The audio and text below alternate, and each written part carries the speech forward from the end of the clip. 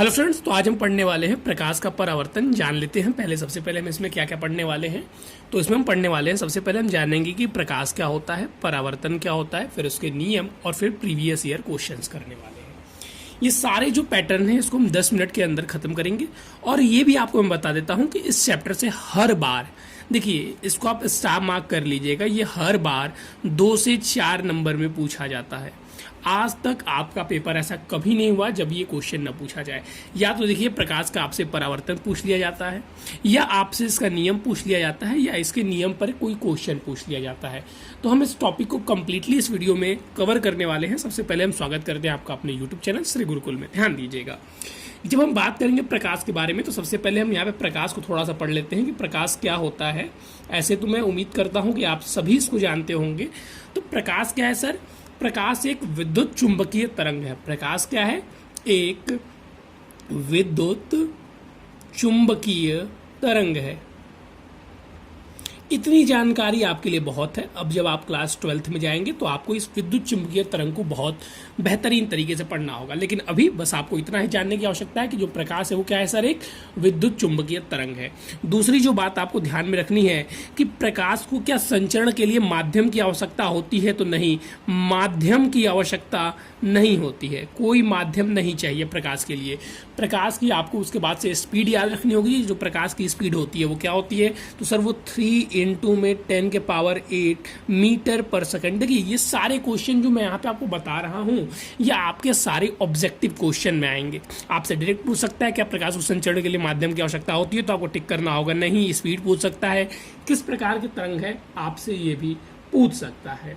चलिए अब हम बात करें प्रकाश के प्रकार के बारे में। तो ये हमारा 2 प्रकार में बढ़ जाएगा, पहला और दूसरा। जो पहला प्रकार होगा हमारा क्या हो जाएगा सर? दीप्त प्रकाश। जो प्रकाश के स्रोत की बात करेंगे तो सर दीप्त प्रकाश स्रोत, दीप्त स्रोत, और सर दूसरा अदीप्त स्रोत। ठीक है, दूसरा क्या हो जाएगा सर? अदीप्त स्रोत। और यहाँ पे ध्यान रखना है दीप्त और अदीप्त में क्या, सूर्य का एग्जाम्पल बस याद रखिएगा कि जो दीप्त हो जाएगा वो सूर्य हो जाएगा। यानी कि जो चीजें हमें प्रकाश देती हैं, जो खुद से प्रकाश उत्पन्न करती हैं वो दीप्त। और इसमें चंद्रमा याद रखिएगा। चंद्रमा इसलिए क्योंकि हम चंद्रमा को अक्सर भूल जाते हैं। हमें लगता है कि चंद्रमा खुद का प्रकाश देता है, जबकि चंद्रमा सूर्य का प्रकाश को ही क्या करता है? परावर्तित करता है। इससे ज़्यादा आपको कुछ भी जानने की आवश्यकता नहीं है प्रकाश से संबंधित। जहां आप प्रकाश को खत्म करते हैं तो फिर दूसरा आपको टॉपिक यहां से निकल के आता है। वो क्या निकल के आता है सर? हमने प्रकाश के बारे में क्या क्या जाना, एक बार रिवाइज करा दीजिए। तो हमने जाना कि जो प्रकाश होता है एक विद्युत चुंबकीय तरंग होता है। प्रकाश के संचरण के लिए माध्यम की आवश्यकता नहीं होती है। ये मैंने आपको इंट्रोडक्शन लेक्चर में बहुत विधिवत तरीके से बताया हुआ क्यों माध्यम की आवश्यकता नहीं होती है। थोड़ा सा चर्चा कर देता हूँ। नॉर्मली कॉमन सेंस आप लगा सकते हैं। यहाँ पे रहा हमारा सन और यहाँ पे हमारे प्लैनेट्स हैं 1, 2 और यहाँ पे 3। ठीक, ये हमारा अर्थ है। ये हमारा जब अर्थ है तो सर यहाँ पे मैं आपसे पूछूंगा क्या स्पेस में कोई मीडियम है? नहीं सर। ब्रह्मांड में जब हम बात करेंगे अंतरिक्ष में तो सर यहाँ पे तो वायु नहीं है। जब यहाँ पे वायु नहीं है तो हमारी आवाज़ यहाँ से यहाँ नहीं पहुँच पाती है, या सन में जो ब्लास्ट होता है उसकी आवाज़ हम तक नहीं पहुँच पाती है। तो ये लाइट कैसे पहुँच जा रहा है? क्योंकि लाइट को ट्रैवल करने के लिए मीडियम की आवश्यकता नहीं होती है, जबकि साउंड को ट्रैवल करने के लिए मीडियम की आवश्यकता होती है। इसीलिए जो इसमें ब्लास्ट होता हुआ साउंड हमारे पास नहीं आ रहा है, लेकिन लाइट आ जा रही है। ठीक है, चलिए अब फिर आपको प्रकाश की किरण में 2 ही किरण जो आपसे पूछता है मेनली होता है क्या क्या। देखिए इसको एकदम इजी तरीके से मैं याद कराता हूँ। आपको 1 सेकंड में यही याद हो जाएगा, आपको कहीं जाने की जरूरत नहीं है। ठीक है, आपको दोबारा पढ़ने की भी जरूरत नहीं पड़ेगी। पहला क्या सर? अभिसारी। अभिसारी प्रकाश पुंज। ठीक है, अभिसारी पुंज। प्रकाश मैं नहीं लिख रहा हूँ, बस पुंज लिख दे रहा हूँ। और फिर अपसारी। बस देखिए आपको 2 वर्ड पकड़ना है। ठीक है, इसमें बहुत ज़्यादा मेहनत करते हैं बच्चे, कंफ्यूज जाते हैं। यहाँ पे आप पढ़ेंगे तो आपको कुछ कंफ्यूजन की आवश्यकता नहीं है। क्या लिखा हुआ है? अभिसारी। अभिसारी सर अभी अभी तो आई हैं, अभी अभी तो सारी आई हैं। अभी अभी सारी किरणें कब आई हैं? अभी अभी आई हैं। कहाँ आई हैं? तो सर एक ही पॉइंट पे आई हैं। तो जब बहुत सारी प्रकाश की किरणें किसी एक ही बिंदु पर आकर मिलती हैं तो उसे हम कहते हैं अभिसारी प्रकाश की किरण। सर किरण कब आई है? सर अभी अभी तो आई है। किरण कब आई है? सर अभी अभी तो आई है। अभिसारी। और अपसारी। अब सारी, अब सब जा रही हैं, अब क्या हो रही हैं सर, अब सब जा रही हैं, अब सब क्या कर रही हैं सर, अब सब जा रही हैं, क्या हो गया हमारा, अब सारी। तो जब प्रकाश की किरण एक ही, बहुत सारी प्रकाश की किरणें आकर एक ही बिंदु पर मिलती हैं तो सारी कहते हैं, और जब बहुत सारी प्रकाश की किरण एक ही बिंदु से निकलती हैं तो उसे अब सारी कहते हैं। मैं उम्मीद करता हूँ कि प्रकाश से संबंधित सारी बातें आपको बेहतरीन तरीके से समझ में आ गई होगी, इससे अब आपको कोई भी कन्फ्यूज़न नहीं हुआ होगा। चलिए अब आ जाते हैं हम डायरेक्ट प्रकाश के परावर्तन के बारे में। अब जब हम बात करेंगे प्रकाश के परावर्तन की, तो सर ये हमारा एक दर्पण हो जाता है जिसको हम परावर्तक पृष्ठ भी कहते हैं। ये सारी छोटी छोटी बातें मैंने पहली लेक्चर में आपको बता दी, और अगर आपको बहुत डिटेल से जानना है कि सर बताइए ये परावर्तक पृष्ठ है, ये लाइट है, तो आप तुरंत चैनल के प्लेलिस्ट में जाइए, वहाँ पे आपको क्लास 12th का फिजिक्स मिलेगा। उसमें सारी चीज़ें बताई गई हैं कि ये आपतित किरण है, ये परावर्तित किरण है, और ये नॉर्मल है।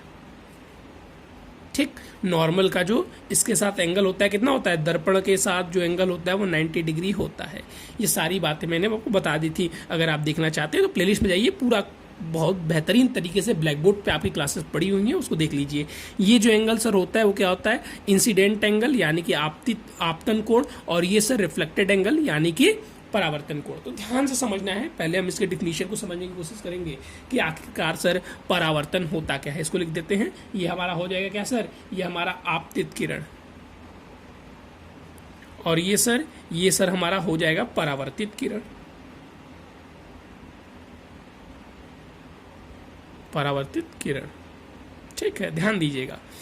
इसमें मेनली जो आपको वर्ड पकड़ना है वो क्या पकड़ना है, ये हमारा परावर्तन है। तो परावर्तन में होता क्या है, जब भी कोई प्रकाश की किरण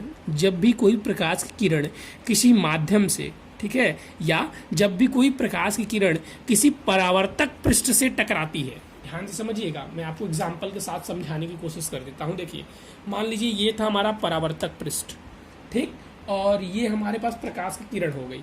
तो देखिएगा, जब भी कोई प्रकाश की किरण, ये हमारी आपतित किरण थी, ये ऐसे घूम रही थी, लेकिन अब घूमते घूमते ये आई, इससे टकराई, और टकराने के पश्चात फिर उसी माध्यम में वापस लौट गई। ठीक है, ये आई, टकराई, और टकराकर फिर उधर ही लौट गई, ये लौट गई ऐसे। ठीक है, देखिए यहाँ पे इस तरीके से कुछ हो रहा है कि ये आ रही है, ये लड़ रहा है, और यहाँ से निकल जा रहा है। फिर से ध्यान समझिएगा, ये परावर्तक पृष्ठ हमारा था, ये आया, इसमें लड़ा, और फिर यहाँ से ये निकल गया। तो जब भी कोई प्रकाश की किरण, ध्यान से समझिएगा, जब भी कोई प्रकाश की किरण किसी परावर्तक पृष्ठ से टकराती है और टकराने के पश्चात पुनः उसी माध्यम में लौट जाती है, इसको प्रकाश का परावर्तन कहते हैं। सभी बच्चों, आपसे मोबाइल थोड़ा सा हैंग कर गया था बीच में, इसलिए ये सारी चीज़ें आपको थोड़ी सी कटी दिखाई देंगी, तो माफ़ी चाहूँगा।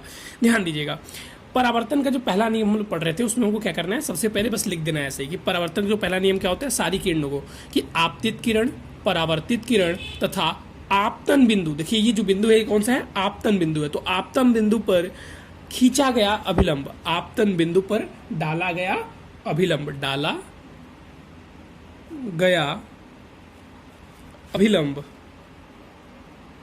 ठीक है। ये तीनों चीजें बस आपने लिख ली, जी सर बिल्कुल लिख दी, बस इतना है लिखना था। तीनों एक ही पृष्ठ में होते हैं, बस इतना लिखना है। क्या लिखना है, तीनों एक ही, ये बच्चों को याद नहीं होता है, पता नहीं, मुझे नहीं समझ में आता है, पृष्ठ में होते हैं, खत्म कहानी। फिर से मैं रिपीट करता हूं, क्या लिखना है सर, देखिए, आपतित किरण, परावर्तित किरण तथा आपतन बिंदु पर डाला गया अभिलंब, तीनों एक ही तल में होते हैं। तीनों एक तल में है कि नहीं है, बिल्कुल सर, तीनों एक ही तल में है। तो लिख दिए, पहला नियम हमारा हो गया। जो इंपॉर्टेंट नियम है वो दूसरा है। दूसरा नियम क्या कहता है, दूसरा नियम कहता है कि आपतन कोण आई बराबर में परावर्तन कोण आर, ठीक है, आपतन कोण आई बराबर में परावर्तन कोण आर। देखिए ये इंपॉर्टेंट है, स्टार बना लीजिएगा, या तो ये आता है या तो इससे संबंधित क्वेश्चंस आता है। तो आइए हम एक प्रीवियस ईयर का यहाँ पे इसी के साथ क्वेश्चन करेंगे, और ध्यान दीजिएगा कि जो क्वेश्चन मैं बताने जा रहा हूँ वो आपके प्रीवियस ईयर में आया हुआ है, तो कितना हार्ड क्वेश्चन आता है इस बात को भी ध्यान दे दीजिएगा, और कैसा क्वेश्चन आता है, बहुत डिफिकल्ट नहीं आता है। जो मैं क्वेश्चन जबकि आपको दे रहा हूँ ये थोड़ा सा डिफिकल्ट है, ये आपके 2022 में आया हुआ क्वेश्चन है। ध्यान रखिएगा कि यदि किसी दर्पण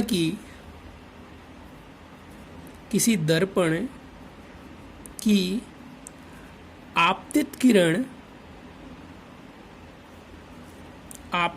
किरण, ये मैं इसलिए इस क्वेश्चन को मैंने लिया हूं क्योंकि इस क्वेश्चन के साथ ही आपका ये पूरा चीज कंप्लीट हो जाएगा। ठीक है, इससे संबंधित सारे डाउट क्लियर हो जाएंगे। यदि किसी दर्पण की आपतित किरण दर्पण के साथ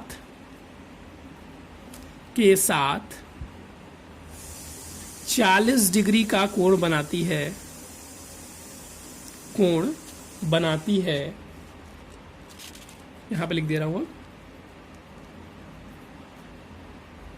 तो परावर्तित किरण ज्ञात कीजिए। परावर्तन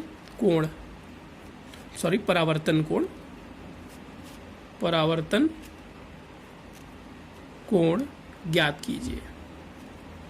जब ये क्वेश्चन आया था आपके पेपर में ना, बहुत सारे बच्चों ने गलती की थी। और वो क्या गलती की थी मैं बता रहा हूँ। आप लोगों को पढ़ाया जाता है कि angle I is equal to में एंगल आर, और बच्चों ने बिना पढ़े मार दिया था कि आई 40 है और आर भी 40 होगा, यानी कि आर की वैल्यू 40 मार के चले आए थे, जो कि सरासर गलत था।